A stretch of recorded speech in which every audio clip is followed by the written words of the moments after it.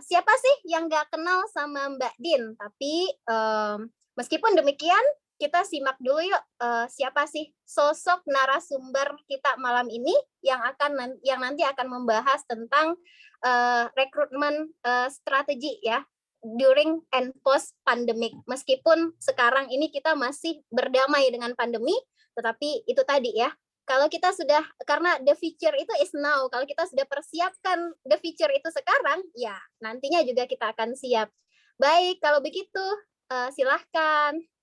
Inilah, ya Mbak Din.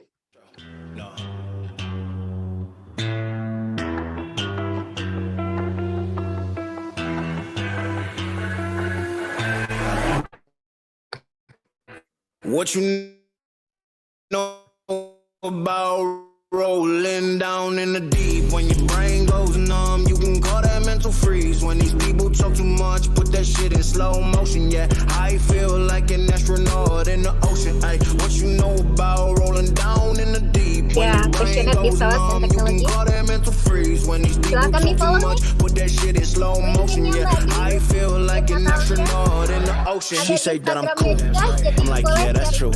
I believe in G-O-D, don't believe in T-H-O-T. She keep playing me dumb. I'ma play her for fun. Y'all don't really know my mental. Let me give you the picture like stencil. Oke, baik kalau begitu tanpa berpanjang-panjang, selamat malam kembali Mbak Din. Ini topiknya menarik banget tentang rekrutmen strategi during and post pandemic. Nah, sekarang ini masih berdamai dengan pandemi ini, tapi ya rekrutmen tetap berjalan. Mbak Din, kita mau ngomongin tentang rekrutmen strategi gitu ya. Silahkan Mbak Din, sebenarnya rekrutmen itu apa sih? Terus kenapa kok penting gitu ya rekrutmen gitu? Ya, selamat malam Angel. Sebelumnya saya mau nyapa Bapak Ibu sekalian yang di sini atau adik-adik ya, saya nggak tahu. Oke, selamat malam. Assalamualaikum warahmatullahi wabarakatuh. Salam sejahtera untuk kita semua. Pertama-tama saya berterima kasih dan congrats dulu nih untuk Talent Fit and Team Resya. Besok akan anniversary keempat. Doanya semoga Resya menjadi leading consultant company di Indonesia. Kemudian selamat juga untuk banyak tim ya yang baru bergabung juga di Talent Fit ya, Resya ya. Semoga semakin hari semakin nambah dan semoga growth-nya juga semakin baik dalam 2-3 tahun ke depan. Amin. Amin, amin. Oke. Sekali lagi terima kasih Bapak Ibu yang hadir di sini. Mungkin sebagian besar dari HR ya, mungkin ada juga yang di luar HR.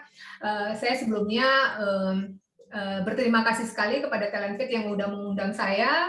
Saya juga sebenarnya kalau ngomongin experience, mungkin Bapak Ibu di sini yang lebih banyak experience ya dibanding saya. Cuman karena kami ini dari consulting company, kami punya kelebihan. Kami punya kelebihan kenapa? Informasi itu lebih banyak kami dapat karena kami dari satu company ke company lain, dari industri lain ke industri satu ke industri lain. Mungkin di sini saatnya kita sharing aja apa yang saya dapatkan gitu during our experience with client gitu ya. Jadi di sini mungkin nanti kalau ada saya dikoreksi, kalau ada insight dari saya semoga bermanfaat buat Bapak Ibu sekalian. Oke, mungkin Angel tadi terkait dengan rekrutmen, ini tim saya udah ada slide-nya. Iya. Oke, tadi Angel ngobrol kenapa penting gitu ya. Nah sebelum kenapa penting, saya pengen menyamakan persepsi dulu nih dengan Bapak Ibu yang ada sekalian di sini. Apa itu rekrutmen? Nah, saya ambil satu definisi rekrutmen dari Tokopedia, kebanyakan online shop, kemudian dari Wikipedia ya, bahwa benar sama mungkin seperti yang dijalankan Bapak Ibu sekalian, bahwa rekrutmen itu merupakan proses untuk identifying, attracting, screening, shortlisting, interviewing suitable candidates for jobs gitu ya. Nah, ini mungkin nanti standar kita samakan frekuensinya dulu, pengertian dulu terhadap rekrutmen. Nah, kenapa penting? Tentunya saya banyak sih alasan, tapi saya ambil 4 hal ya. Yang pasti memang rekrutmen itu finding the right talent at the right place gitu. Kemudian kita mau cari better quality setiap tahun, setiap generasi gitu ya. Apalagi situasi setiap tahunnya berubah. Sekarang pandemik, otomatis shifting gitu, profil orang-orang yang dibutuhkan, dan shifting juga business direction gitu. Jadi itu rekrutmen selalu akan menyesuaikan. Yang pastinya rekrutmen ujung-ujungnya nama HR kan pastinya untuk supporting bisnis ya. Tapi sekarang ini justru HR itu jadi business leading gitu. Jadi kalau saya dulu belajarnya HR itu adalah leher gitu, leher perusahaan. Jadi perusahaan mau kemana, HR akan menggerakkan kemana gitu. Jadi HR itu sebenarnya bukan supporting unit, justru HR itu adalah leading sebenarnya di company gitu ya. Kurang lebih seperti itu, Bapak Ibu. Kenapa penting? Mungkin kita sama ya dengan pengertian ini. Kenapa rekrutmen itu penting? Dan kita tahu semua wrong hire, impact-nya seperti apa? Kalau kita wrong hire, cost ke perusahaan, terutama waktu, karena rekrutmen ini butuh waktu ya gitu. Sementara kalau kita ngomongin revenue gitu ya, sales, kalau yang di hire salesnya salah gitu, sudah berjalan 6 bulan, revenue-nya nggak tercapai gitu, sudah cost bayar gaji salesnya gitu.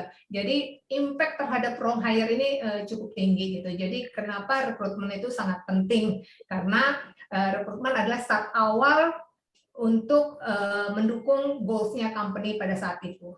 Gitu. Kurang lebih seperti itu, Angel. Oke.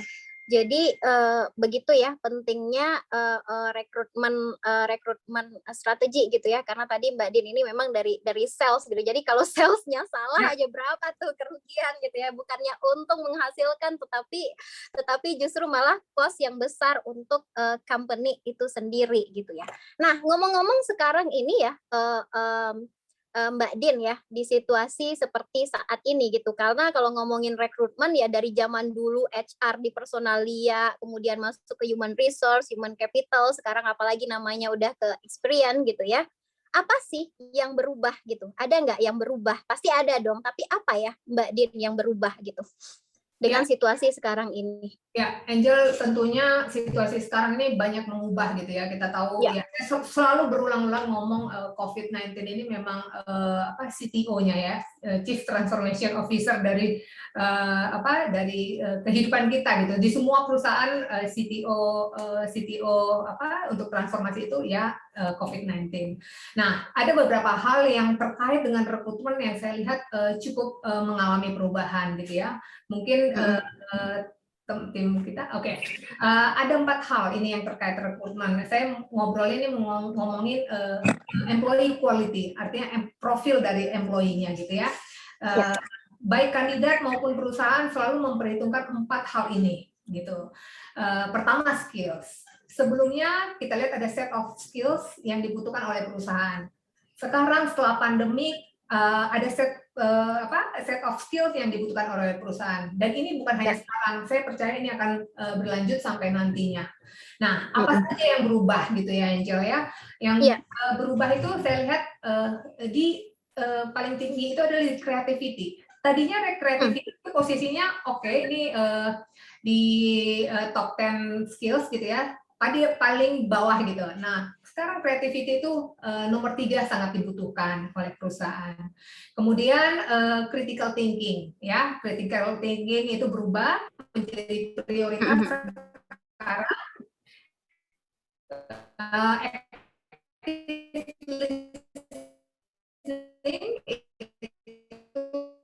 Kita terjemahkan sebagai emotional intelligence di zaman sekarang ini.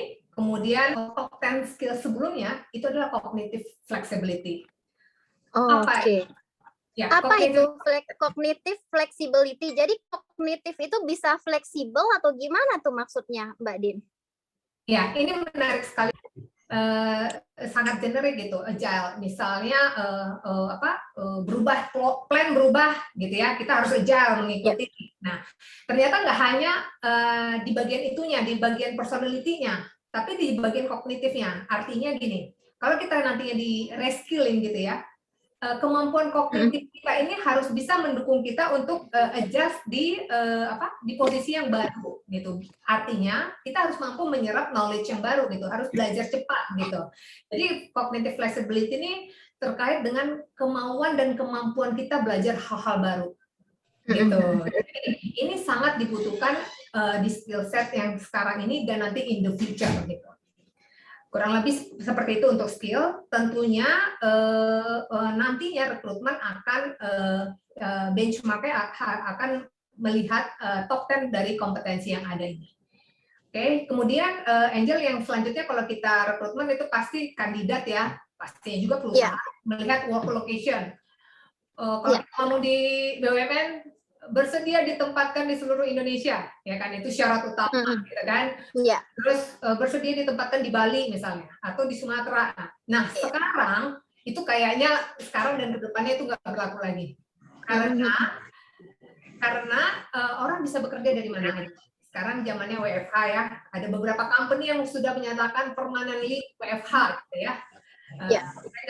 Nggak spellingnya nggak in English gitu, WFH nggak gitu ya, WFH aja ya, atau nanti possible untuk hybrid karena ada posisi-posisi tertentu yang mungkin WFO setengah WFH gitu. Jadi untuk zaman sekarang dan future itu WFH dan hybrid itu sesuatu yang baru gitu ya, dan akan diadopsi untuk future. Nah, selanjutnya itu saya lihat adalah employment status yang berubah gitu. Dulu orang melihat PKWTT itu matters gitu ya. PKWTT matters. Dulu PKWTT biasanya PKWT dulu setahun, kemudian PKWTT. Nah, sekarang itu ada opportunity untuk part time gitu. Jadi lebih luas lagi nih. Menurut saya dengan adanya employment status seperti ini, work location seperti ini, itu membukakan sourcing yang lebih luas gitu. Jadi talentnya terbuka lebih luas gitu. Dan yang terakhir itu remuneration. Kalau dulu itu pasti antara fix sama variabel ya, ada fix, ada basic, ada allowance gitu. Nah, sekarang itu ada tambahan orang bisa dibayar berdasarkan project base gitu. Nah, mungkin kalau teman-teman tahu, ya UUCK juga sepertinya mendukung semua ini gitu. Jadi, ini guys, dan nggak tahu ya, UUCK itu sepertinya relate gitu dengan kondisi yang sekarang gitu, dan sangat mendukung gitu. Kurang lebih seperti itu, Angel. Oke, jadi ini menarik, banyak sekali yang berubah. Jadi tidak hanya dari segi skill, apalagi kalau ngomongin rekrutmen strategi, pastinya kita mapping talent yang dicari itu seperti apa. Ternyata banyak yang berubah. Tadi creativity yang dulunya kayaknya orang-orang kreatif itu agak jadi musuh tuh di perusahaan sekarang, justru itu yang dibutuhkan gitu ya, orang-orang kreatif. Kemudian ada skill-skill critical thinking, kemudian people management itu menjadi highlight-nya. Tetapi juga WFH sama hybrid ini menjadi tren saat ini gitu, dan employee status itu gitu ya. Nah, ini tentunya berdampak juga sama perubahan-perubahan yang lain ya, kalau ngomongin recruitment strategi ya, Mbak Din ya. Kalau kita lihat sekarang itu bisa working from anywhere, WFB gitu ya, working from Bali gitu ya. Artinya ini ada banyak sekali kesempatan-kesempatan lain, dan artinya HR itu di recruitment strateginya pun juga harus ini ya, Mbak Din. Kalau saya lihat tren-tren rekrutmen sekarang itu kan banyak ya, kalau ngomongin hybrid atau apa, mungkin Mbak Din bisa lanjut share lagi apa sih yang tren nih, karena changing of employee quality, apa yang terjadi perubahan lainnya, Mbak Din? Ya. Nanti sebelum masuk ke tren, saya pengen juga ngelihat changing of rekrutmen untuk rekrutmen ya, posisi-posisi di rekrutmen ya, posisi yang akan direkrut. Mungkin di next slide ya, changing position recruited ya gitu. Jadi sebenarnya ada yang berubah, ada yang tetap, ada yang nambah gitu ya. Nah, saya bagi kategorinya berdasarkan 4 gitu. Ada di executive level seperti apa, mid career ini ya years of 3 tahun ke atas lah ya, manager up.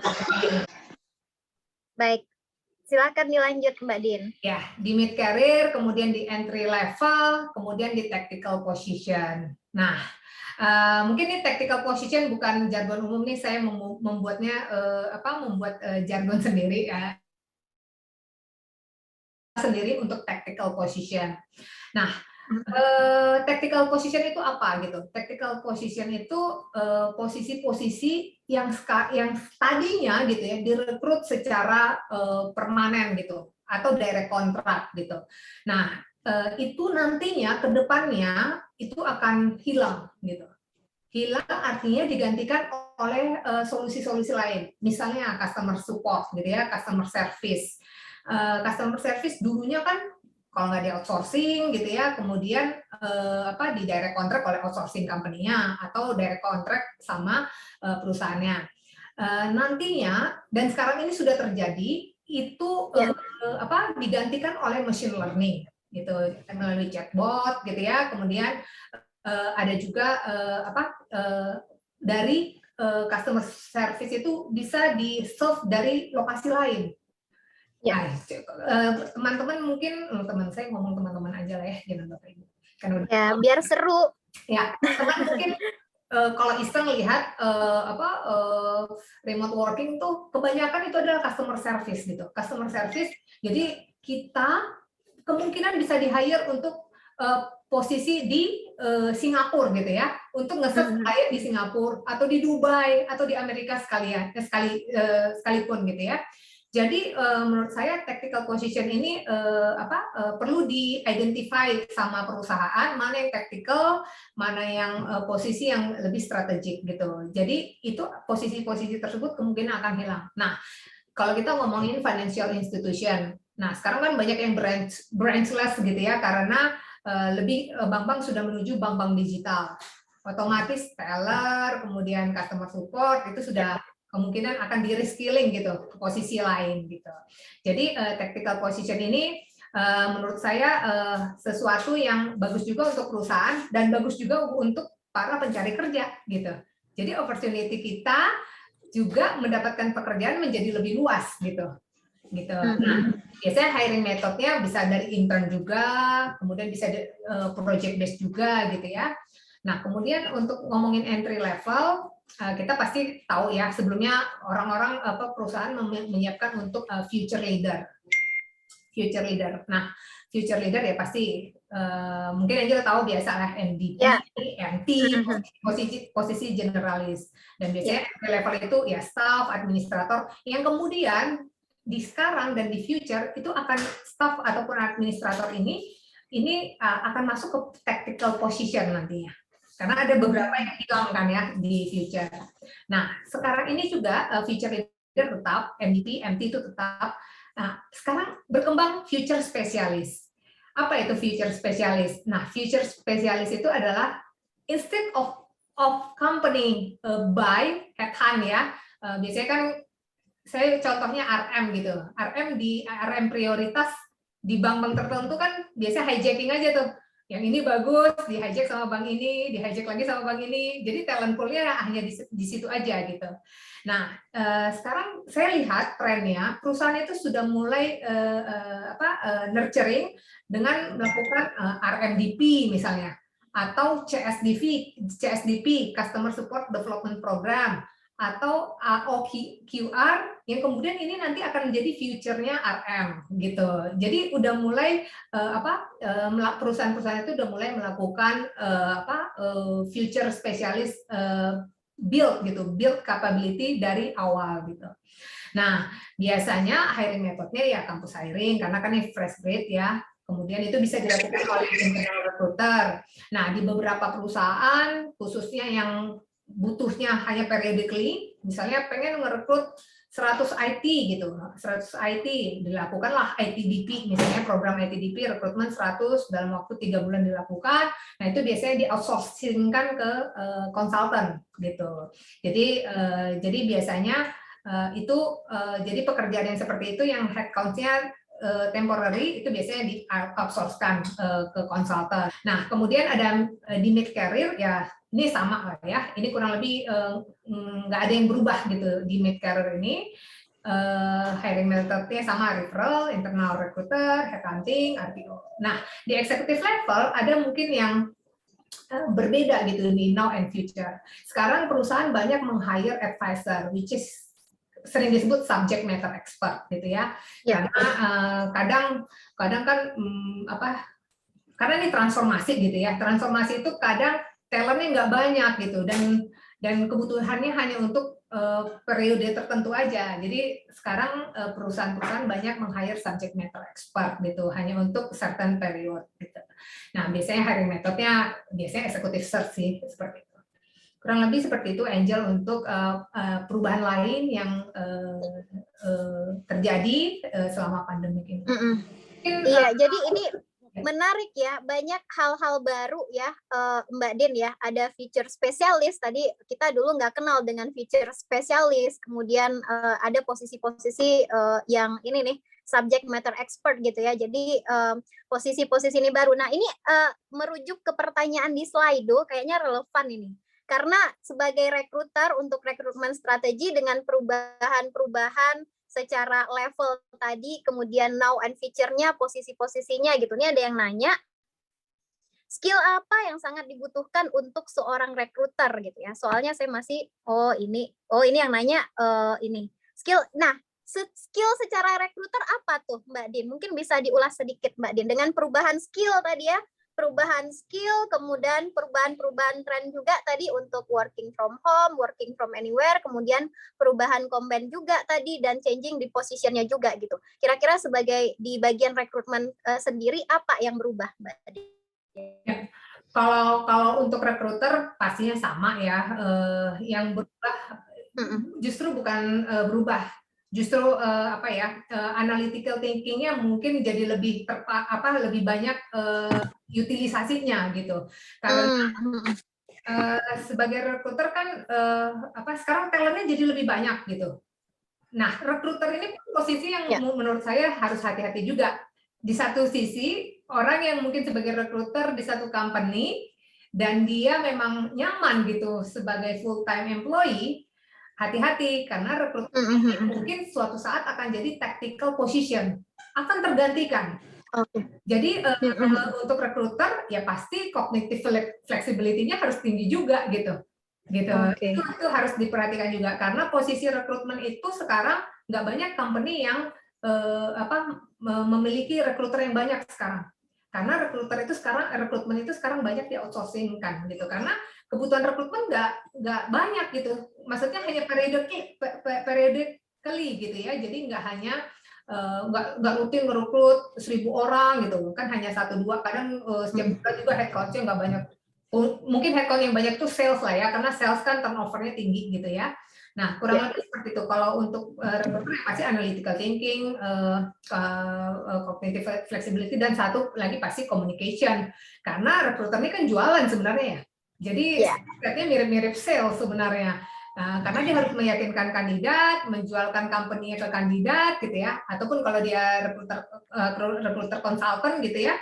Nah, dia biasanya harus menjualkan kliennya ke kandidat, mengconvince bahwa your career akan lebih bagus di perusahaan ini, paketnya juga akan lebih bagus, challenge-nya juga akan lebih bagus, gitu. Kurang lebih seperti itu, Angel, menurut saya. Oke, iya. Oke, baik. Ini banyak pertanyaan-pertanyaan yang mengarah teknik rekrutmen yang optimal seperti apa, kemudian tentang IT, gimana ya, tentang talent war juga bertanya di sini, gitu ya. Kayaknya ini ya, silahkan dilanjutkan dulu Mbak Din, semoga ini bisa menjawab ya pertanyaan-pertanyaan yang banyak banget ini di slide Mbak Din, dengan changing of position, recruit itu tadi, apalagi tuh yang berubah gitu. Apakah talent war itu masih relevan untuk saat ini gitu, hijack itu masih berlaku nggak sih gitu ya, atau mau hire kandidat dari luar negeri aja biar keren tuh kan, talent fit gitu ya, punya karyawan di berbagai negara gitu ya. Oke, silakan Mbak Din. Ya, baik. Ini menarik, Angel. Untuk ini saya melakukan small research gitu ya. Mungkin ini nggak bisa digeneralisir juga, tapi menurut saya ini adalah menjadi indikasi juga. Ya. Oke, jadi teman-teman semua, saya coba melakukan small research gitu. Jadi sampling saya itu di Amazon Jobs. Jadi teman-teman kalau lihat di Amazon Jobs itu ada tersedia remote career opportunities, gitu ya. Nah, saya coba browsing-browsing lagi, ternyata nggak Amazon Jobs gitu, Shopify Careers, ada beberapa Facebook Jobs gitu ya, Facebook Career itu menyediakan remote career opportunities. Nah, mungkin teman-teman bisa coba sekarang ya, buka ke Amazon Jobs, lihat remote career opportunities.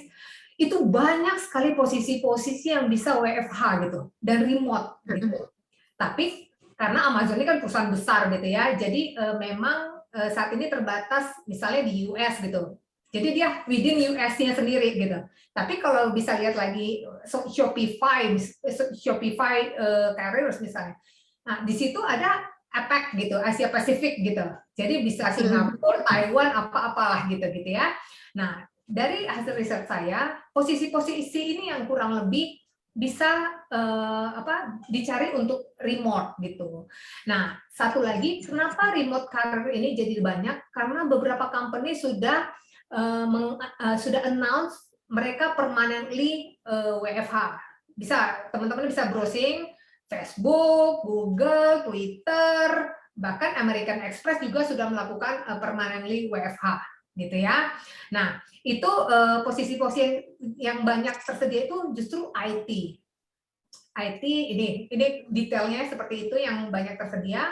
HR juga. Nah, ini tadi saya mention teman-teman, recruiter itu sekarang saingannya bukan lokal. Jadi recruiter itu global gitu saingannya gitu. Jadi teman-teman di rekrutmen justru sekarang harus lebih berhati-hati gitu, harus lebih meningkatkan skills-nya gitu, karena persaingannya nggak hanya lokal tapi global. Cuman kita kalau ngelihat positifnya lagi, opportunity-nya malah terbuka lebar gitu ya, terbuka lebar teman-teman rekruter gitu. Nah, kemudian finance, tax sama collection itu possible untuk dilakukan remote. Kemudian admin jobs pastinya technical position, kemudian marketing. Itu kurang lebih yang saya lihat di Amazon Jobs gitu. Nah, ini yang menarik Angel tadi terkait dengan talent war. Kalau kita lihat di sini IT ya, artinya IT ini kita bisa bilang talent war, ya masih war gitu ya. Tapi menurut saya nggak shortage lagi gitu. Kenapa? Karena dulu IT itu kita hire-nya lokal gitu. Hire-nya lokal artinya itu harus datang ke kantor, harus di Jakarta gitu ya. Sama waktu itu saya pernah hire ada klien yang IT-nya harus di Bali gitu. Nah, itu sulit banget, ternyata anak IT ini lebih suka liburan ke Bali daripada bekerja gitu. Kita pikir enak ya coding gitu di Bali, di pantai. Ternyata nggak banyak loh yang mau gitu. Karena buat mereka Bali itu tempat untuk liburan, bukan untuk bekerja gitu. Nah, that's why saya lihat kalau seperti ini kondisinya, kita bisa punya opportunity dapat IT dari lokasi lain.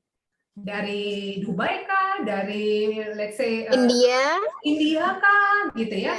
Nah, jadi menurut saya talent pool-nya atau sourcing-nya jadi lebih luas gitu. Menurut saya ini sesuatu hal yang baik gitu untuk karena kita tahu selama ini sulit banget nyari orang IT gitu. Nah, untuk orang IT pun sebaliknya kandidat IT itu mereka opportunity-nya jadi lebih luas karena banyak yang menawarkan project base kan gitu. Jadi satu orang bisa membantu 5 project gitu. Jadi utilisasinya bisa membantu banyak perusahaan juga gitu. Tinggal mekanismenya nanti diatur oleh perusahaan karena mungkin ada sebagian yang mungkin jadi IP rights gitu ya terkait dengan compliance, ya tinggal diatur regulasinya oleh perusahaan. Kurang lebih seperti itu hasil riset saya, Angel. Mungkin teman-teman banyak yang udah tahu, mungkin juga di Jakarta sudah ada. Saya riset ada di JobsDB itu ada beberapa perusahaan yang menawarkan juga WFH, tapi nggak banyak. Kalau kita lihat di LinkedIn itu cukup banyak gitu, tapi tidak sebanyak di Amazon ini gitu. Jadi teman-teman bisa sambil riset sekarang WFH remote career opportunities itu masih semakin berkembang gitu. Kurang lebih seperti itu, Angel.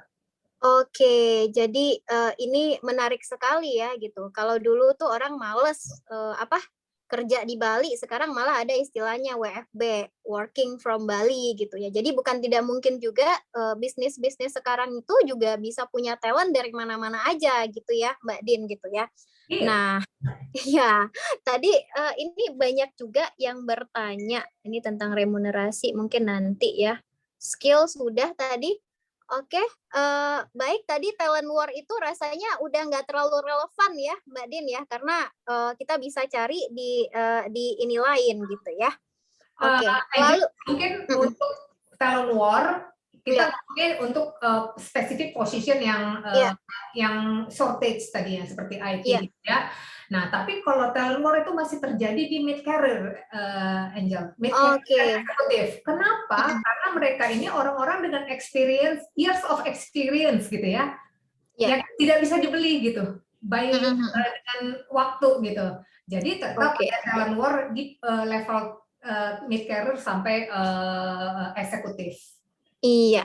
Nah, ini ada yang nanya kebetulan nih, Mbak Din, terkait dengan IT ya. Tadi karena kita ngomongin IT gitu ya, pertanyaan kedua, dunia IT saat ini sedang mengalami talent war ya, sesuai dengan bahasan tadi gitu ya, di bagian di middle ya berarti. Boleh share tips dan trik agar perusahaan memenangkan talent war tersebut, Mbak Din?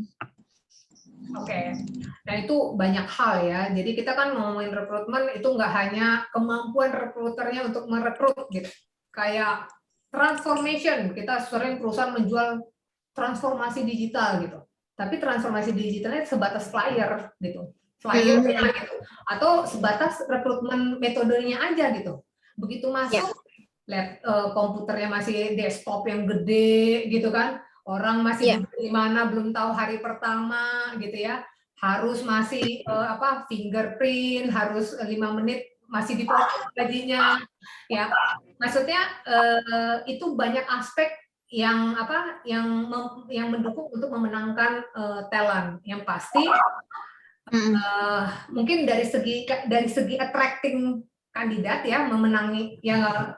Masalah kandidatnya betah atau enggak setelah di-hire itu masalah lain lah ya, masalah orang talent management lah itu ya. Nah, sekarang kita ngomongin sisi rekrutmen gitu. Nah, kalau kita ngomongin posisi misalnya IT gitu. Nah, gimana memenangkan IT ini? Yang pasti harus dilihat. Yang tadi, apakah sekarang kan WFH trennya, apakah open gitu untuk WFH, misalnya talentnya ada di Medan gitu ya. Nah, kalau talent ini WFH masih possible nggak gitu. Terus yang kedua, tetap kok remuneration-nya seperti apa gitu. Kemudian yang pasti ya EVP perusahaan ya. Biasanya yang dicari yang menjual itu adalah EVP, employee value proposition dari perusahaan. Karena orang IT ini memang orang-orang yang menurut saya motivasinya itu biasanya money karena kemana siapa yang bayar lebih mahal itu dia akan ke sana gitu ya. Oportunis ya. Oportunis and low integrity. Mohon maaf ya teman-teman IT. Kenapa? Integrity? Karena hari pertama di hire, tanda tangan offer, hari pertama bisa gak muncul gitu. Itu siapa yang mungkin rekrutmen IT sering ngalami hal itu gitu ya. Hari pertama deg-degan, apalagi headhunter-nya IT nih. Hari pertama nggak muncul, hari diteleponin handphone udah mati gitu. Nah itu tuh mungkin itu hanya sebagian kecil, tapi itu membuat mengeneralisir posisi IT seperti itu gitu. Nah jadi menurut saya banyak aspek yang harus dipersiapkan oleh perusahaan, remuneration, sistemnya, kemudian juga yang pasti eksekutif level ya. Eksekutif level itu mempengaruhi juga nih. Kalau orang IT itu kan mereka tuh kayak itu ya, follower gitu. Jadi mereka ini haus knowledge gitu. Kan mereka ini kayak dokter ya. Jadi bisa kita ngomongin IT ini berbeda nih. Kalau ngomongin orang generalis, orang IT ini bisa 2 tahun, tapi compensation-nya itu bisa seperti orang 5 tahun atau 10 tahun. Karena dia di 2 tahun ini menguasai bahasa-bahasa tertentu yang orang lain belum kuasain gitu. Jadi orang IT ini memang compensation-nya nggak akan pernah sama gitu, bisa nggak sama gitu dengan generalis gitu. Jadi perusahaan harus mempersiapkan hal itu juga, development-nya. Mereka ini melihat follower gitu. Kalau saya dulu punya CTO Hengki Siombing, itu saya bangga punya teman Hengki Siombing. Nah, Hengki ini followernya banyak gitu. Jadi siapa aja yang diajak dia ke perusahaan itu orang mau gitu. Jadi memang orang IT ini melihat leadernya siapa karena dia mau belajar dari orang tersebut gitu. Jadi itu penting juga. Jadi kalau mau meng-hire IT, hire-lah dulu leadernya, yang lain akan ikut gitu. Itu yang paling penting dalam talent war. Kalau perusahaan punya banyak dana, hire leader yang paling bagus. Nah, itu akan menyelesaikan setengah masalah biasanya. Oke, jadi leader ya, leader matters ya. Jadi kalau leadernya bagus gitu ya, itu orang akan ngikut juga ke sana gitu. Baik, ini lebih banyak teknikal yang bertanya. Baik, silahkan Mbak Din. Lalu terkait dengan tadi ngomong-ngomongin ya, terkait dengan posisi-posisi di level tadi ada tentang RPO gitu ya, kemudian WFA ini apakah menjadi permanen gitu ya. Kemudian tadi apa namanya itu, kalau rekruternya nggak pintar-pintar analitiknya ya bisa digantiin sama AI gitu ya, digantiin sama AI gitu. Terus gimana sih sekarang dengan berdasarkan small resource yang Mbak Din lakukan ini nih gitu ya, Mbak Din, apa sih trennya kira-kira ke depannya nih? Apakah ya itu tadi ya dengan memungkinkan untuk kalau memang WFA itu sudah memungkinkan untuk secara permanen, gimana tuh strategi rekrutmen yang pas? Apakah apa namanya itu masih relevankah untuk di-hire secara internal, rekruternya harus banyak, ataukah memang lebih better gitu ya dikasih kepada konsultan? Nah, saya melihat ada beberapa tren dari rekrutmen. Mungkin next-nya boleh. Nah, current trend gitu ya yang terjadi sekarang ini, dan saya percaya ini akan berlanjut. Yang pertama ya pasti tadi saya sudah sebut sering banget nih, permanently WFH. Banyak company yang sudah announce permanently WFH. Kemudian remote working tadi kita udah bahas ya, remote working sudah.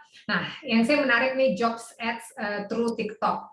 TikTok ini memang platform yang sangat powerful sekarang karena juga penggunanya banyak gitu ya, dan terutama UX-nya juga sangat sangat memudahkan orang untuk mengingat yang di love, dan juga scroll up itu gampang. Mungkin Bapak Ibu atau teman-teman yang belum lihat YouTube, saya juga baru tadi nih taunya ngeliat anak saya, YouTube itu sekarang udah kayak TikTok gitu tampilannya, scroll up gitu, love-nya ada di kanan gitu. Jadi benar-benar TikTok ini secara UX-nya bagus banget menurut saya. Nah, jobs as through TikTok ini menarik karena dalam bentuk video, ya kan? Kalau video otomatis orang lebih mudah mengingatnya. Kemudian bisa dilakukan dengan berbagai cara gitu. Dan ini nggak hanya job ads juga ya, nggak hanya iklan posisi marketing, nggak. Jadi dia mungkin proses rekrutmennya juga bisa dilakukan melalui TikTok gitu, campaign-nya gitu. Jadi TikTok ini ada dua, job advertisement-nya, sama satu lagi corporate branding-nya bisa dibangun juga melalui TikTok. Nah, nanti saya akan share nih satu company yang saya coba ambil TikTok-nya, menurut saya itu cukup menarik gitu ya, nanti kita bahas melalui itu. Kemudian tadi Angel ngomong mengenai outsourcing ya, RPO ya, RPO. recruitment process outsourcing. Ya, ini tren yang sekarang banyak digunakan oleh perusahaan, recruitment process outsourcing, karena sekarang misalnya butuh MT gitu ya, MT untuk 100 gitu di 1 tahun, dilakukan 2 batch. Nah, sementara tahun depan dia nggak ngerekrut MT gitu. Ya pergantian aja gitu, replacement aja atau new position, which is headcount-nya nggak sebanyak itu gitu. Jadi biasanya RPO ini banyak dicari sekarang untuk posisi IT, sales itu banyak menggunakan RPO. Nah, beberapa company yang multinational itu biasanya sekarang banyak menggunakan RPO. Kenapa? Mereka nggak punya headcount recruiter di Indonesia.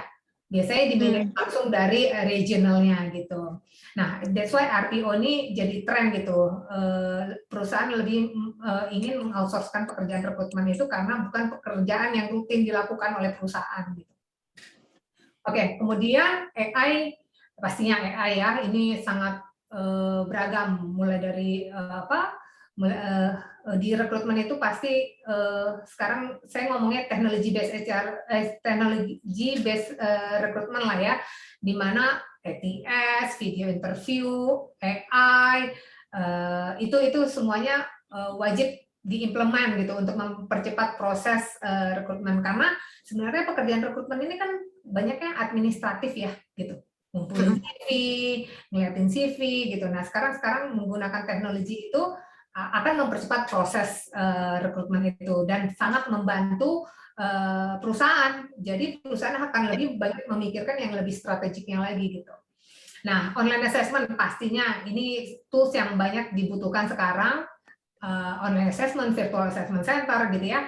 Nah, ini terkait dengan tadi kita memprofiling orang-orang dengan skill-skill tadi, Angel, yang cognitive flexibility, creativity dan sebagainya. Kemudian ini lagi musim sekarang internship ya, karena Mas Menteri lagi campaign Kampus Merdeka gitu ya. Nah ini lagi banyak, menurut saya itu program yang sangat bagus sekali gitu ya, di mana perusahaan-perusahaan itu di-encourage untuk memiliki intern tapi dibiayai oleh negara gitu. Jadi menurut saya itu program yang sangat bagus dan kolaborasi yang bagus antara pemerintah, BUMN dan mungkin swasta gitu ya. Menurut saya itu sourcing yang bagus juga. Jadi ini program untuk build lebih baik, future leader lebih baik gitu. Nah makanya orang-orang sekarang, anak-anak sekarang tuh harusnya berbahagia gitu. Mereka hidup di zaman dengan fasilitas yang tersedia dan opportunity yang tersedia luas gitu. Semua tinggal memanfaatkan aja gitu. Nah, yang terakhir rekrutmen disabilitas gitu ya. Ini lagi banyak karena ada pemerintah, ada juga di undang-undang ya, harus berapa persen gitu dari satu company membuka kesempatan untuk penyandang disabilitas gitu. Nah, untuk penyandang disabilitas ini treatmentnya kadang sama gitu ya, karena biasanya yang direkrut itu adalah disabilitas dengan kategori-kategori tertentu gitu. Jadi kadang proses rekrutmennya tetap aja sama-sama yang general gitu. Kurang lebih ini yang tren yang saya lihat berdasarkan riset saya dan juga pengalaman saya bertemu dengan klien-klien gitu. Iya, ini ada Kak Ray komen nih, internship ini jadi salah satu cara rekruter yang dibiayai pemerintah juga, jadi cost rendah. Yes, benar, setuju. Iya, tapi kita mungkin boleh tanya ya, boleh dong Bapak Ibu di chat gitu ya, udah ada belum ya yang gunain job ads pakai TikTok nih? Ya, mungkin bisa jangan udah ya, pada pakai TikTok ya. Nih. Mungkin bisa di-share di sini linknya kalau sudah ada job ads-nya sekalian iklan. Iya. Nggak ada ya? Oke. Yang sudah common dengan RPO mungkin? Oh, belum. Oke. Kalau pakai RPO? Ya, udah ada yang menggunakan RPO services di sini? Atau istilahnya aja yang kurang common dengan RPO. Outsourcing kan biasanya. Third party. Ya. Tapi agak belum. Kalau rekrutmen proses outsourcing ini, rekrutmen prosesnya yang di outsourcing. Gitu. Jadi bukan outsourcing rekruter, karena rekruternya bisa berbeda-beda setiap saat gitu. Misalnya yang ini hamil, cuti hamil juga. Kontinuitas dari proses rekrutmennya digaranti oleh vendor RPO-nya gitu. Iya. Tren-tren seperti ini ada yang ini saya bacain ya Mbak Din ya, efektivitas jobs ads melalui TikTok mungkin tergantung posisi juga ya Mbak. Karena misal untuk posisi manajer ke atas mungkin isinya orang-orang kolonial yang nggak bisa main TikTok.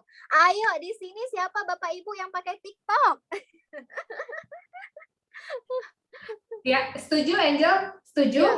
Jadi TikTok itu not necessarily berlaku untuk semua posisi. Posisi mid career ya tetap LinkedIn is very powerful untuk itu ya. Jadi TikTok ini untuk posisi tactical position dan posisi di entry level. Baik, Jadi dengan current trend tadi banyak yang berubah ya. Jadi kalau kita summarize sedikit ya Mbak Din ya. Banyak yang berubah, skill-skill berubah. Dulu itu skill itu menjadi prioritas sekian seperti creativity. Sekarang sejak pandemi dan kedepannya kreativitas itu menjadi skill yang paling prioritas saat ini gitu ya. Kemudian banyak ada tadi yang namanya cognitive flexibility gitu ya. Ini ada istilah-istilah baru gitu ya.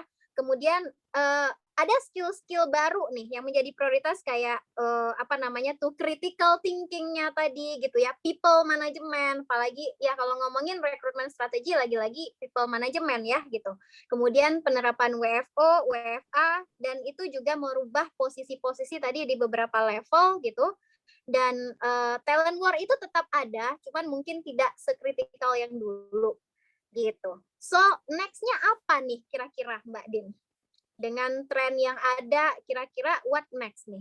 Kalau kita ngomongin apa namanya itu tools yang dipakai, kemudian juga metodenya, strateginya gitu ya.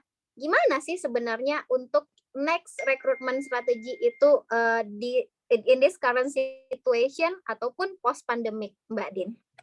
Ya, mungkin sebelum masuk ke situ, Angel tadi terkait relate tadi Mbak Lucy bilang itu corporate branding. Benar, itu adalah efeknya selain job ads juga corporate branding. Nah, mungkin kita lihat ya satu contoh yang menurut saya menarik gitu ya. Ini dari Pertamina gitu ya.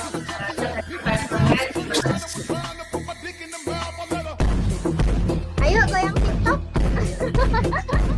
Ayo Kare goyang TikTok dong.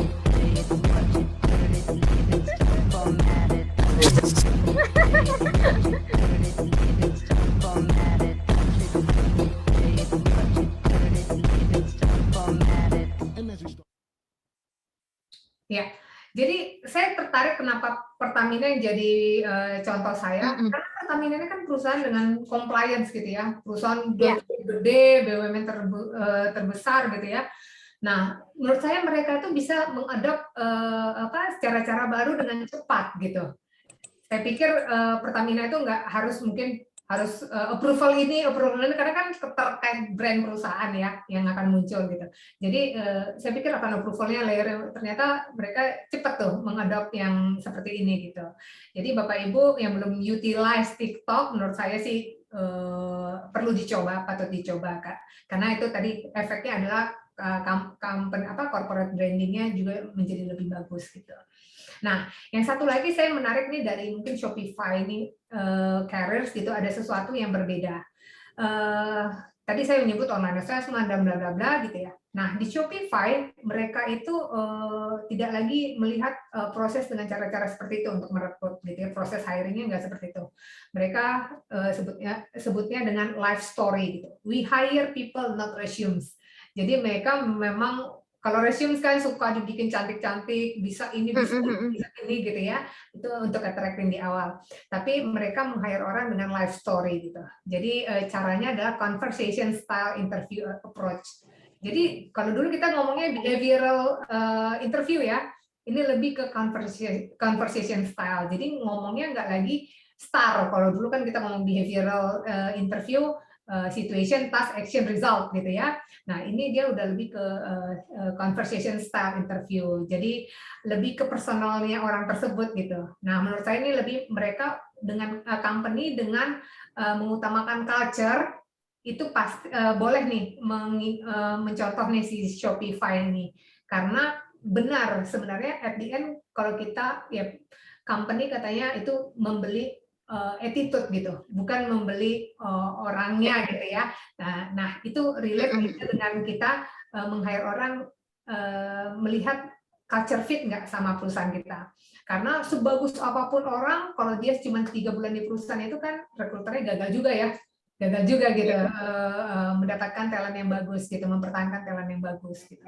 Jadi memang Bapak Ibu mungkin perlu dilihat lagi perusahaannya sekarang ini seperti apa gitu.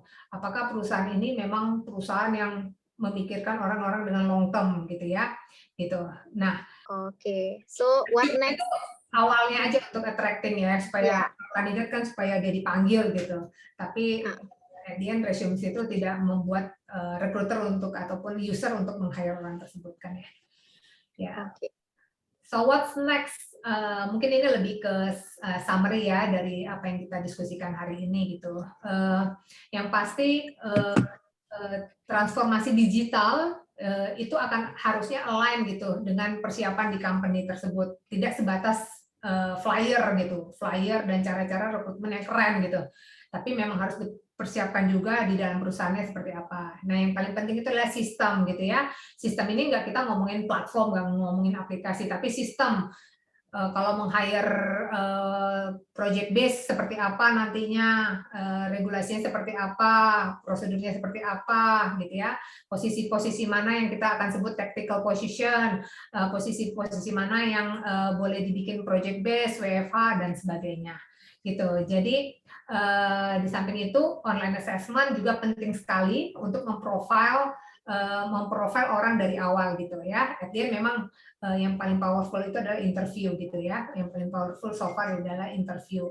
Nah, tapi interview kan yang meng-capture apa yang di luar gitu. Tapi online assessment apa yang meng-capture apa yang inside gitu. Head dan head, kalau Pak Aswin bilangnya head, heart and hand gitu, untuk orang dapat bekerja optimal di dalam untuk orang dapat bekerja optimal gitu. Nah, kemudian yang terakhir perusahaan tentunya eksekutif level harus agile gitu, harus terbuka gitu, open terhadap situasi seperti ini. Karena at the end kalau eksekutifnya bukan eksekutif yang terbuka gitu ya, nggak pengen mengadop hal-hal baru, saya takutnya kayak apa ya, dinosaurus itu besar gitu tapi punah gitu. Nah itu yang kita takutkan, perusahaan bisa perusahaan besar tapi kalau nggak adapt, nggak agile dan nggak open gitu ya terhadap cara-cara baru, ya takutnya akan kalah kompetisi sama rising star gitu nanti, siapapun itu gitu. Kurang lebih seperti itu sih Angel dari kacamata saya gitu. Oke, baik, menarik ya Kak Rey. Menarik ya Mbak Din. Gimana nih Kak Rey terkait apa yang kita bahas tadi nih? Udah mau bagi-bagi door prize belum Kak Rey? Door prize-nya Mas Batangan. Door prize di akhir. Iya. Oke, terus so far apa ya? Ini kita mau langsung ke Q&A, masih ada nih. Jadi Bapak Ibu kalau ada yang mau ditanyakan boleh di drop ya question-nya di Slido. Lagi-lagi kita sudah bikin Slido ya tadi. Oke.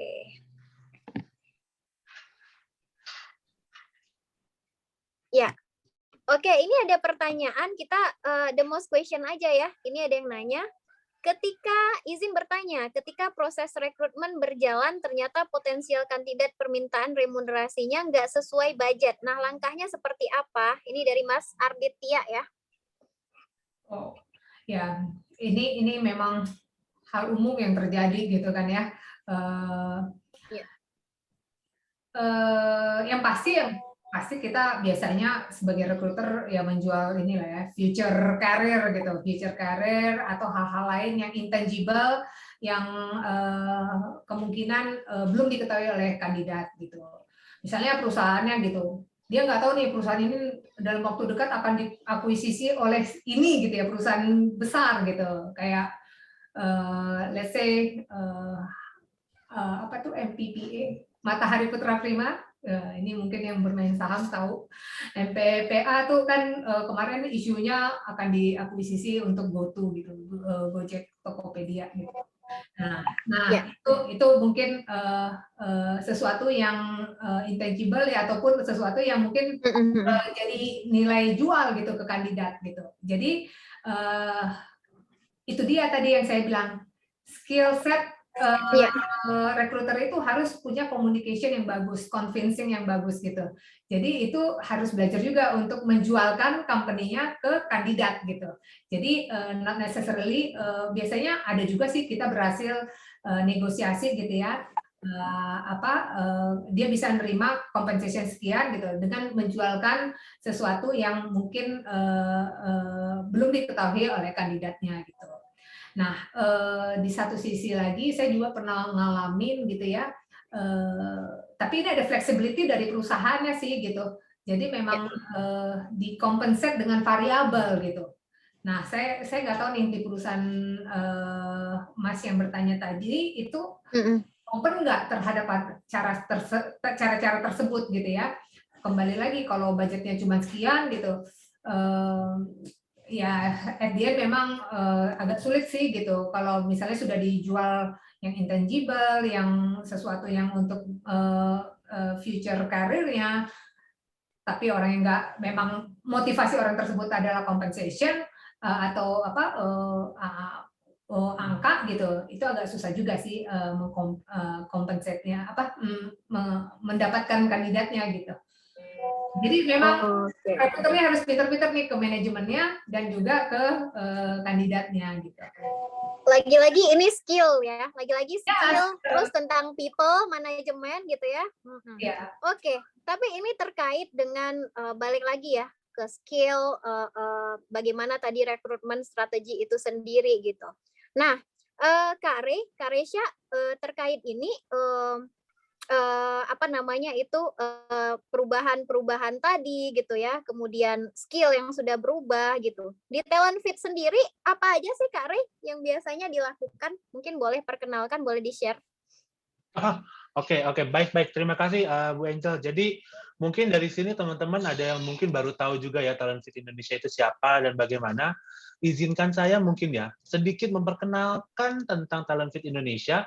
Nggak akan lama-lama dan nggak akan karena kita pengen coba benar-benar melihat kan ada satu produk baru kita yang nanti akan kita fokuskan juga ke dalam situ penjelasannya. Jadi perkenalkan kami Talent Fit Indonesia, kami adalah HR Consulting yang emang memiliki service mulai dari organization consulting, online assessment, recruitment, process outsourcing, HR information system, performance management, even sampai ke learning management system.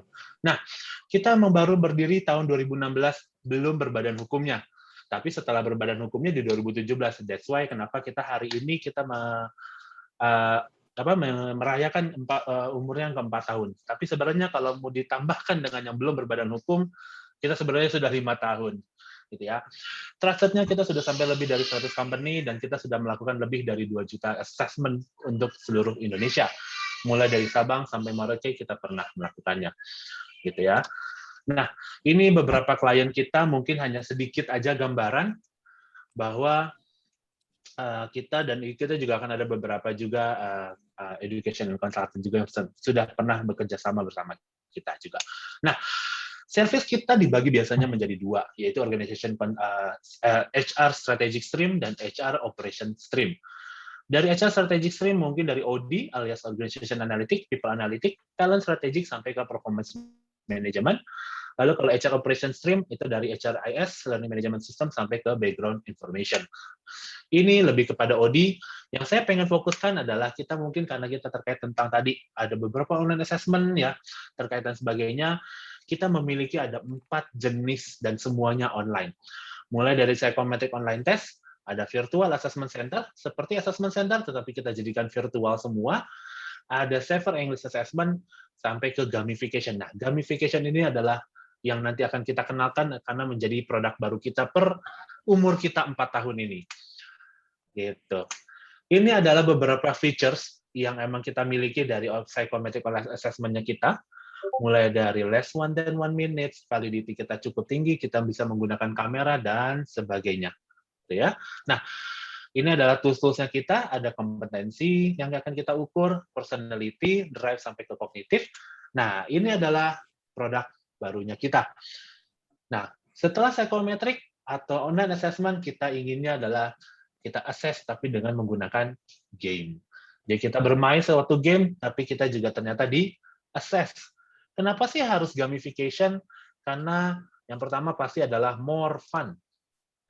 Jadi si kandidat atau mungkin nanti ke rekrutmen melihat bahwa, wah ternyata perusahaan ini fun ya, karena dari assessment-nya aja sudah fun. Gitu. right candidate insight karena kita menggunakan neuroscience, dan keeping things fair karena semua bias kita sudah hilangkan, serta kita bisa menggunakannya bisa langsung 10.000 orang dalam sekali tes. Dan cheaper dan faster pasti ya. Nah, ini contoh mungkin beberapa hasil dari survei yang setelah menggunakan. 60% mengatakan so realistic karena nanti kita ada situational judgment yang kita bikin masa ternyata benar-benar menggambarkan apa yang terjadi di kantor ya. Lalu benar-benar mengeluarkan potensialnya mereka. 80% dikatakan very fluid design, jadi sangat-sangat user friendly dan instruksinya sangat well explained gitu. Ini ROI-nya. Nah, yang paling penting tadi bahwa seperti TikTok juga. Setelah TikTok jangan sampai nanti mungkin setelah TikTok begitu assessment-nya ternyata masih harus datang ke Jakarta gitu kan. Mungkin agak sulit juga nanti kalau untuk orang-orang yang di luar Jakarta. Apalagi lagi PPKM kayak begini. Jadi top player brand itu akan menjadi sebuah itemnya. Nah, gamification ini kita akan menjadi ada 2. Yang pertama adalah ready to play assessment, mulai dari attitude, cognitive, sampai behavior. Yang behavior-nya akan ada 20 aspek. Nah, ini contoh-contoh games-nya yang akan mengukur beberapa aspek tertentu. Nah, dan yang kedua kita juga bisa customize game. Nah, customize game ini lebih kepada kalau emang punya kompetensi matrix sendiri, itu boleh. Nanti kita buatkan games-nya.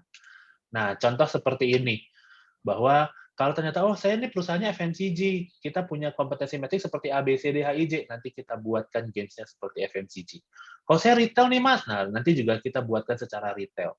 Saya startup, kita pengennya future kompetensis banget, nah kita juga bikin future kayak seperti ini.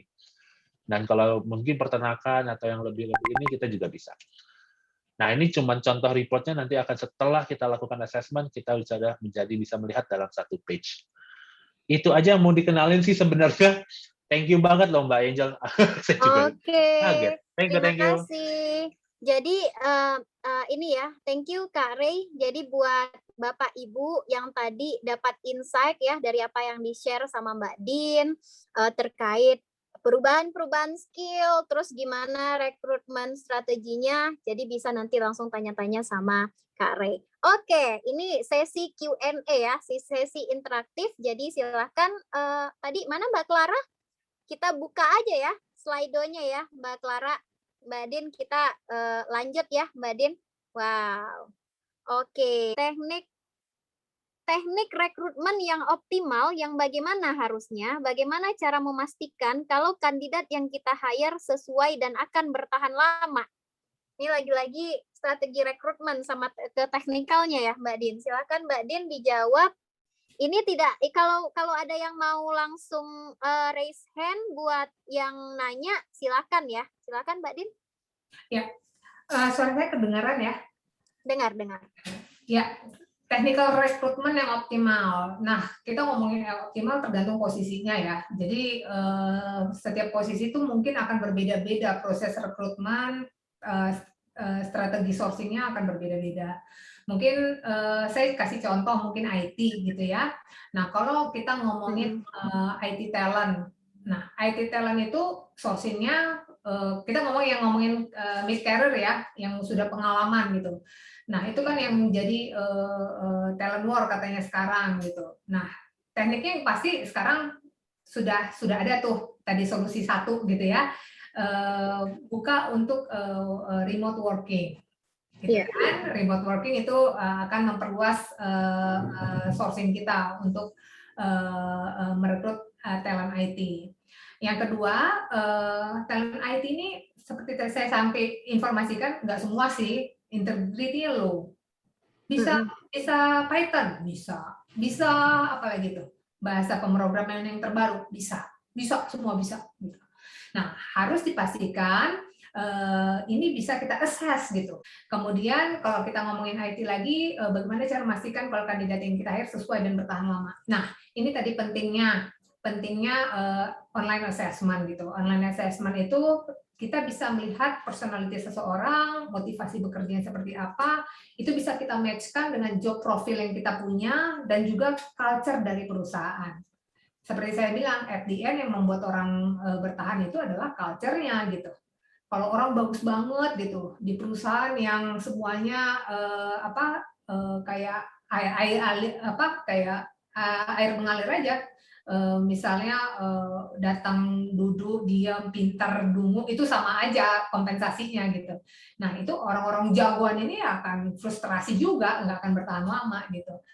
Jadi bagaimana cara memastikan kalau dari segi rekrutmen profilingnya menggunakan online assessment, mau bentuknya online atau offline ya terserah. Tapi yang sekarang orang banyak menggunakan online assessment. Online assessment itu saat ini memang kayaknya memang sangat perlu gitu digunakan. Nah, bisa juga digunakan tools untuk seperti video interview. Nah, dari video interview kami pengalaman dalam melakukan RPO itu video interview itu untuk posisi-posisi tertentu sangat membantu men-screening gitu. Let's say kita ngomongin posisi sales gitu. Nah, posisi sales kan yang perlu diperhatikan adalah mungkin dua lah hal yang paling penting. Outlook, experience, outlook ya, appearance kok experience. Appearance bukan orang itu ganteng atau enggak. Jadi orang tuh rapi atau enggak, jilbabnya terpasang rapi atau enggak, niat enggak dalam mengapply di perusahaan tersebut gitu. Nah, dengan video interview itu kita bisa melihat gitu di 2-3 pertanyaan yang kita berikan dengan durasi mungkin 90 detik itu bisa kita assess orang tersebut dari segi outlook. Yang kedua communication. Orang itu bisa ngomongnya struktur atau enggak gitu. Kemudian orang itu bisa ngomongnya logiknya dapat nggak, kontennya bagus atau enggak gitu. Nah, sejauh yang kami jalankan gitu di beberapa proyek, video interview ini sangat bagus mendetek kandidat lebih awal gitu. Karena sepertinya ada dari hasil video interview dan hasil psychometric itu ada alignment antara orang dengan communication struktur gitu ya, terstruktur, sistematis gitu ya, dan kontennya bagus, itu IQ-nya ataupun kapasitas berpikirnya itu bagus gitu. Jadi ada alignment tersebut gitu. Ini yang ketiga.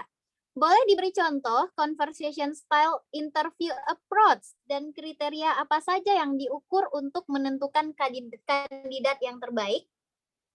Ya, ini kan lebih ke pertanyaan mana tadi pertanyaannya? Oh ini ya, yang bawah ini muncul ya. Oke, ini kan lebih pertanyaan tadi cultural gitu ya. Nanti bisa dilihat dari personal kehidupan dia sehari-hari. Pertanyaannya bisa dilihat bagaimana dia di komunitasnya dia, gitu di keluarga. Kemudian bisa ditanya juga bagaimana waktu dia di kehidupan di kampus, gitu ya. Terus apa goals-nya 5 tahun ke depan, gitu ya. Kemudian bagaimana dia dengan situasi-situasi tertentu dia akan responnya akan seperti apa gitu. Jadi memang misalnya kita bisa aja dengan menurut kamu TikTok bagus nggak gitu. Menurut kamu TikTok itu platform yang gimana gitu menurut pandangan kamu. Nah, kita kan bisa lihat tuh pemikiran dia mengenai satu case gitu. Karena menurut saya gini, kita kan kalau kayak di assessment center itu ada satu case study gitu. Kalau case study itu kan biasanya relevan dengan posisi tertentu gitu. Misalnya agak dibikin sophisticated. Sebenarnya case apa aja bisa kita pakai untuk interview. Mau kita pakai case untuk dagang siomay gitu. Nah, menurut kamu dagang siomay itu seperti apa gitu? Nah, ini punya future ini nggak, prospek nggak ke depannya secara bisnis bakso ini. Nah, sebenarnya memang ini ada unsur behavioralnya ya, tapi kita mau menangkap beberapa hal dari respon dia terhadap pertanyaan kita tersebut. Jadi bukan yang dinilai siomaynya atau baksonya seperti apa, tapi apa yang keluar dari idenya dia itu kita bisa tangkap gitu. Evidence apa yang muncul di sana gitu. Jadi kalau dulu behavioral interview kan kita harus start. Oh ini pada saat itu saya sedang melakukan ini bersama teman saya dikasih project. Oh ini ada situationnya nih. Ini 2 tahun yang lalu. Task projectnya itu adalah membuat membuat kalau orang IT misalnya membuat attendance list, attendance mesin attendance platform dengan suhu. Oke, task. Action-nya apa? Tugas dia apa di sana? Action-nya, saya waktu itu berperan sebagai yang mengcoding gitu dan mencari tools untuk bisa mendetek suhu tersebut gitu, sensornya apa gitu. Oke, dapat action-nya, result-nya ya, dan dalam waktu yang ditentukan 1 bulan saya dapat gitu. Nah itu kan kita ngomongin star ya. Nah, dia dapat 4-4-nya dapat. Nah kalau conversation style lebih kita melihat dia secara di luar pekerjaan seperti apa gitu. Itu mungkin akan reflect berpengaruh pada situasi nanti dia di dunia kerjanya gitu. Kurang lebih seperti itu. Nanti mungkin bisa dieksplor lebih lanjut. Terus terang saya baru mengetahui mengenai conversation style ini juga belum terlalu deep gitu. Gitu Angel. Ya, Mas Alfitian nih. Ya, menurut Kak Din di masa depan apakah psikotes masih digunakan sebagai tools? Menurut saya bisa iya bisa tidak, tapi yang pasti untuk kita mengetahui insight seseorang itu memang sangat diperlukan.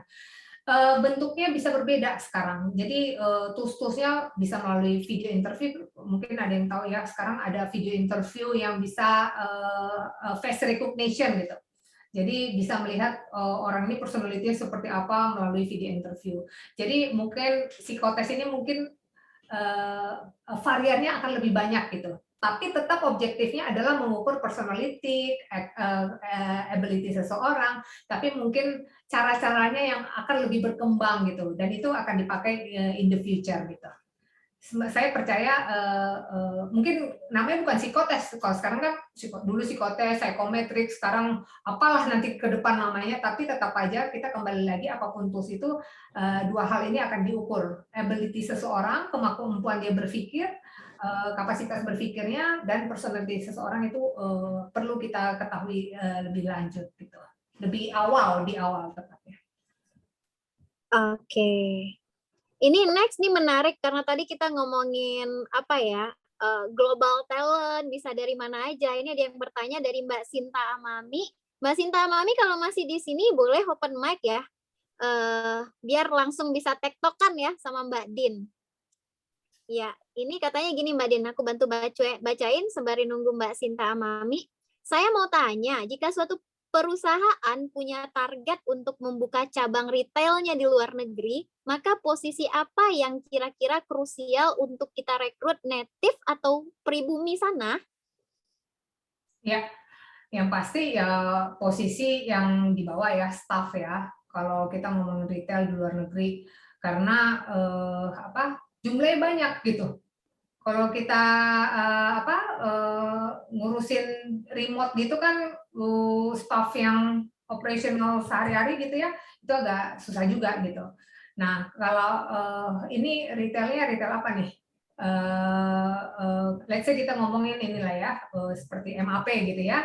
Nah, menurut saya ya kalau di sana buka manufacturing-nya ataupun manufacturing buka di sana untuk SPG, pasti SPG udah nggak ada lagi sih, orang kan kebanyakan online gitu ya. Mungkin ini boleh deh dibukain Mbak Sinta, ini posisinya apa gitu, retailnya boleh diceritain seperti apa? Iya, silakan. Halo Mbak Din, halo aja. Sorry ya nggak buka video, voice aja. Ini sebenarnya lebih ke makanan sih Mbak. Jadi kalau misalnya rencana itu ada kedepannya kita mau buka di luar gitu ya. Ya sebenarnya masih negeri tetangga lah, gitu ya, masih nggak jauh-jauh. Cuman kemarin tuh udah sempat coba kita ke sana, sempat kita kayak hire dulu gitu. Kita coba hire dulu tuh dari sisi kalau kita operation lah ya, kita bilangnya untuk operation manajernya dulu orang sana. Karena kan kita nggak paham nih kayak minatnya, marketnya kayak gimana gitu, yang bisa lalu seperti apa gitu. Kurang lebih gitu sih kemarin kita coba hire itu dulu, tapi belum sempat diwujudkan sebenarnya untuk buka di sana. Dan kemarin sempat kebingungan tuh kira-kira untuk posisi apa lagi nih mungkin yang bisa kita duluan hire dulu nih untuk di sebagai natifnya ya, sebagai natifnya di sana gitu. Oh, oke. Ini berarti apa ya? Rencananya baru buka banget ya. Jadi apa untuk di sana? Oke. Nah, itu udah benar sih Mbak, orang operation dulu karena kan dia yang paling tahu situasi di sana gitu ya. Dan juga regulasi ya Mbak ya yang paling penting ya. Legal gitu ya. Karena saya terus terang gitu ya, sebenarnya sebagai rekruter kita pun perlu tahu ya Mbak, regulasi yang kayak undang-undang tenaga kerja di sana seperti apa dalam hire lokal, kan itu kita perlu tahu juga gitu ya. Tapi mungkin memang lebih baik kalau aromaterapi yang terkenal itu. Nah, mereka itu hire dulu memang operation manager-nya. Yang pertama kali hire operational manager dan finance. Karena finance ini yang berdua ini yang pertama kali di hire gitu. Finance-nya bisa in charge sebagai HR nantinya gitu. Nah, kemudian baru terakhir kemarin mungkin karena prosesnya lama juga CEO-nya. CEO. Jadi memang 3 ini yang di hire duluan untuk memappingkan kebutuhan manpower di sana. Di sini gitu. Jadi biasanya seperti itu. Mungkin pengalaman saya itu lebih ke yang di Indonesia malah. Dari luar buka cabang di Indonesia, dia hire-nya operation manager dulu dan orang finance. Sementara menjawab dua fungsi untuk HR-nya juga ya, untuk finance-nya berarti ya. Ya. Terima kasih Mbak Din. Insight-nya berguna banget untuk kita. Thank you. Makasih Mbak. Thank you Mbak. Oke, next. Dari ini masih Animals account nih. Izin bertanya, ketika proses rekrutmen berjalan, ternyata potensial kandidat. Oh, ini tadi udah ditanyain. Next, ke bawah lagi. Ini next. Menurut Kak Din, di masa depan apakah psikotes masih, ini udah dijawab juga ya tadi ya. Lanjut lagi, boleh diberi contoh conversation style. Oh ini, pertanyaan kedua, ini IT tadi udah dijawab selama diskusi sudah. Skill recruiter juga sudah. Kita lanjut ke Mas Fauzan Ferdiansyah dari Setiami. Ini kalau Mas Fauzannya ada, langsung speak aja ya. Strategi rekrutmen yang seperti apa konkretnya yang bisa dilakukan oleh perusahaan di masa pandemi, mengingat banyak perusahaan yang mengalami penurunan profit. Nah, ini menarik ngomongin strategi rekrutmen nih, Mbak Din. Silakan ya, Mas Fauzan, open mic aja.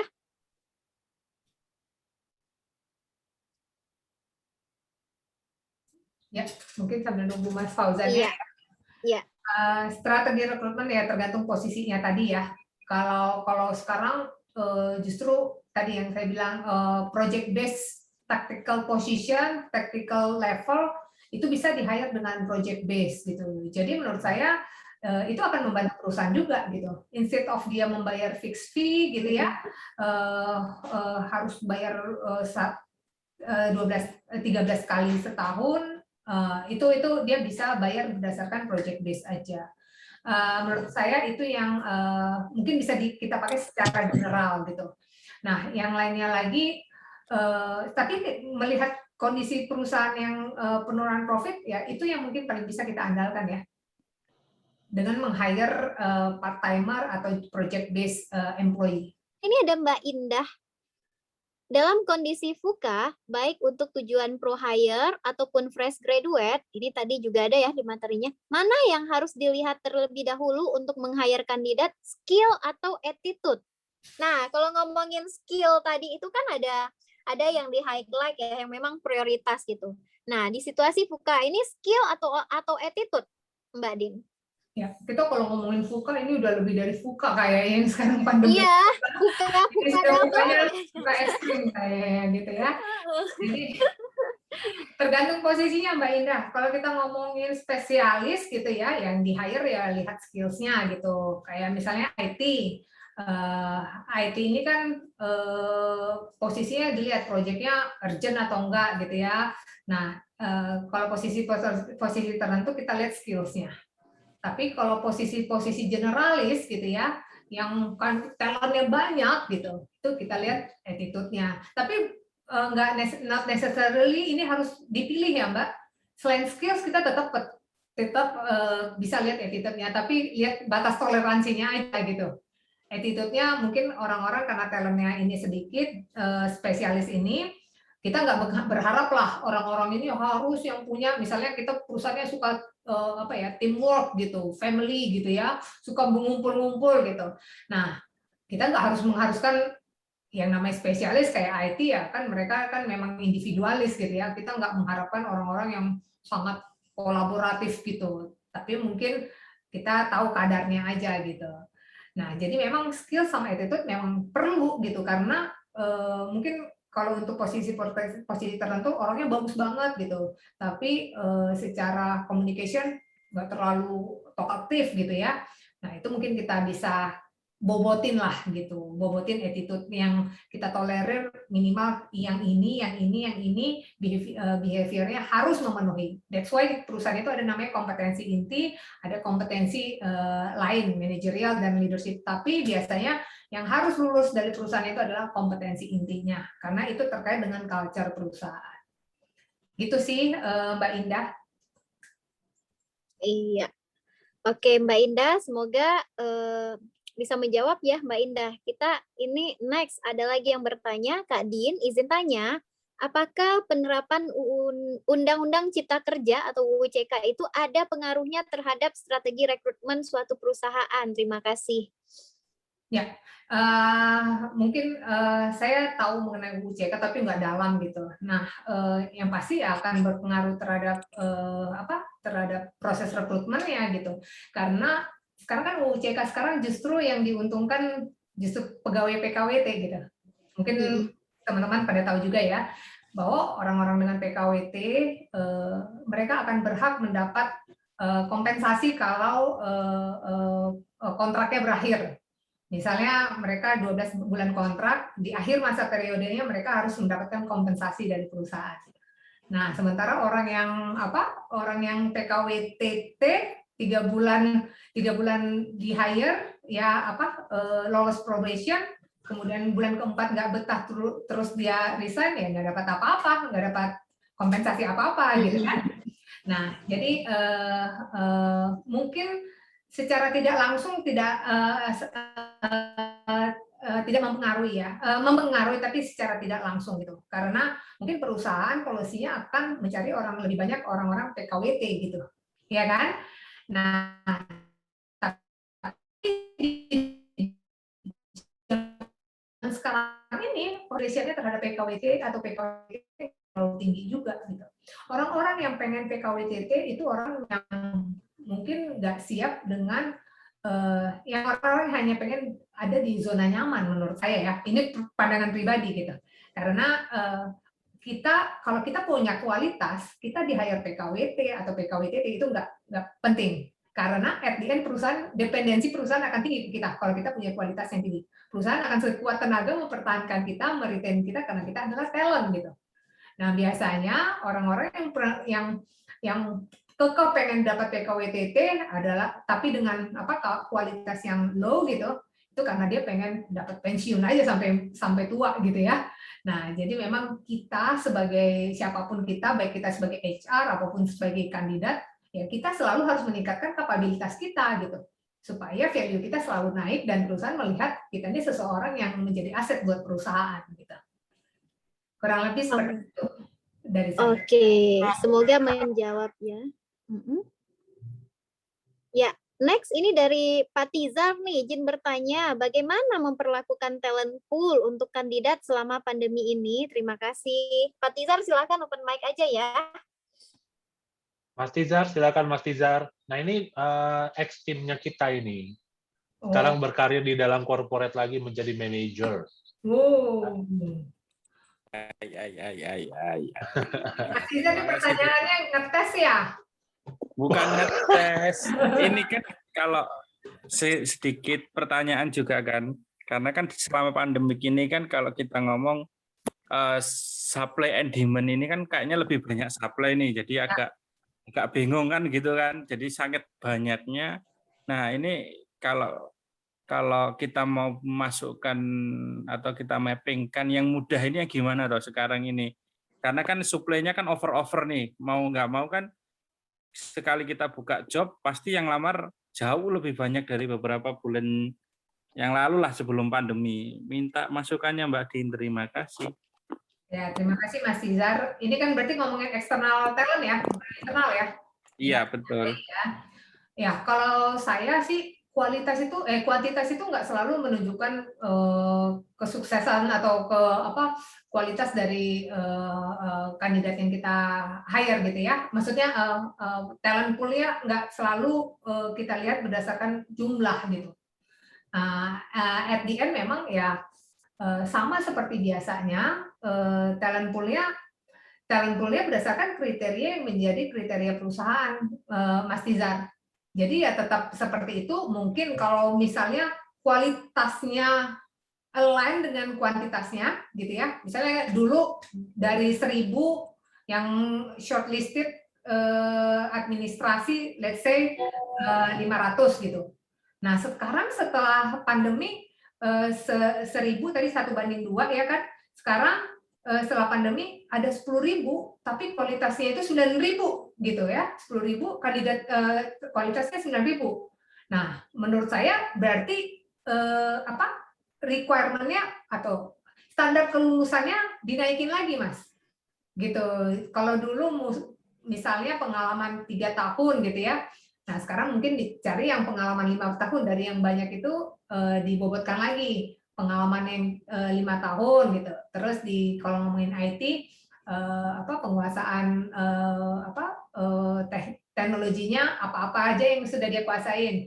Jadi justru kalau itu kita ngomongin kalau kualitas sejalan dengan kuantitas ya Mas gitu. Tapi kalau misalnya itu nggak proven, kuantitasnya tidak sejalan dengan kualitas, ya tetap menggunakan standar yang sekarang aja gitu. Mas Tizar boleh tanya nggak? Ini posisinya hanya untuk talent pool dibuka gitu aja, tapi nggak diproses sama sekali ya? Kita dibuka tetap diproses, Pak, gitu. Diproses. Cuma kan kalau kita butuh 1-2 gitu kan, kita kan untuk posisi-posisi, contoh lah kalau kami kan di perusahaan jasa pertambangan. Jadi untuk posisi safety officer nih, ya enggak, atau dokumen kontrol atau pengawas, ini kan kalau dulu kita buka itu enggak sebanyak yang biasanya. Bahkan kalau yang sekarang itu kita buka nih butuhnya cuma 2, yang lamar itu banyak betul.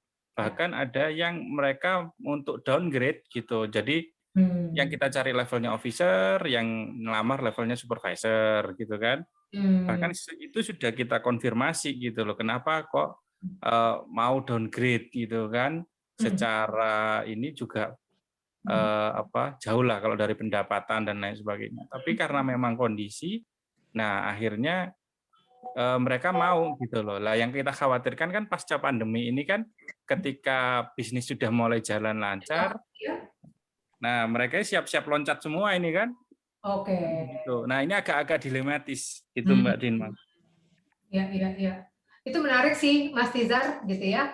Kalau dari saya itu suatu keberuntungan. Tapi kembali lagi Mas, kita kan nggak tahu pandemi ini berlalunya kapan gitu ya. Ada yang bilang 5 tahun lagi variannya akan lebih banyak kan kita gitu ya. Tapi menurut saya kalau Mas Tizar justru dapat kualitas bagus dan bersedia downgrade gitu ya, menurut saya itu suatu hal yang baik gitu. Tinggal nanti gimana cara kita meretainnya aja Mas, gitu ya. Jadi kalau dari sisi rekruter ya itu bukan role-nya rekruter lagi, itu udah lebih ke orang-orang OD-nya, orang-orang talent manajemennya lagi tuh Mas untuk meretainnya. Gitu. Jadi menurut saya justru kalau dapat kualitas seperti itu beruntung Mas. Dan kalau saya disuruh milih orang dengan experience bagus mau di hire staff, ini karena saya kacamata entrepreneur ya Mas, saya akan memilih orang yang seperti itu gitu. Tinggal nanti bagaimana saya meretainnya di dalam organisasi gitu, supaya ketika pandemi selesai dia tetap stay di company gitu. Oke. Terima kasih Mbak Din. Silakan ditutup Mbak Iza. Ya, Terima kasih sekali lagi Mbak Din, terima kasih Mbak Ismi, terima kasih Kak Ray, terima kasih Bapak Ibu semua yang tetap stay ini sampai akhir gitu ya. Untuk ini sekali lagi selamat ulang tahun buat Talent Fit Indonesia. Semoga ya dengan tagline-nya Bagimu Negeri ini benar-benar bisa kasih impact ya buat kondisi seperti sekarang ini. Tetap jaya, tetap memberikan servis yang terbaik ya untuk klien-kliennya.